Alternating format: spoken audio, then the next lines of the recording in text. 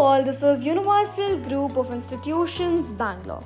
The Indo-China War of 1962 was brief yet significant conflict that reshaped relations between India and China.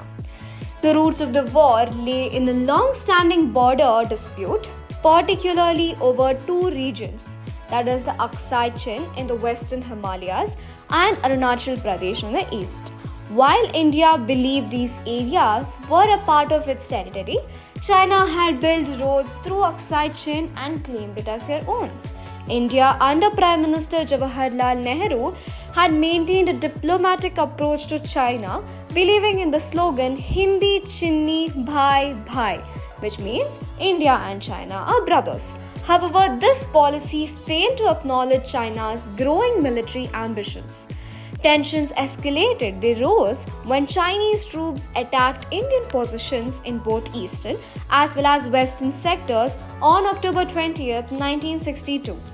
The Indian army, unprepared for the high-altitude warfare, was caught off guard. Lacking adequate supplies, the cold weather, the modern equipment, Indian soldiers were definitely at a significant disadvantage. In contrast, Chinese forces were well prepared, they were highly disciplined, and they had a superior knowledge of the terrain. The war lasted for about a month, with fierce fighting in extreme conditions. Despite India's determined defense, China's strategic advantage led to significant territorial gains.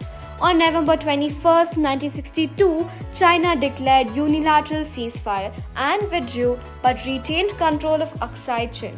The war exposed India's military vulnerabilities and led to significant changes in its defense policies. The conflict remains a critical chapter in the complex and often tense relationship between India and China. Well, that's all for now. Thank you. Stay tuned for more.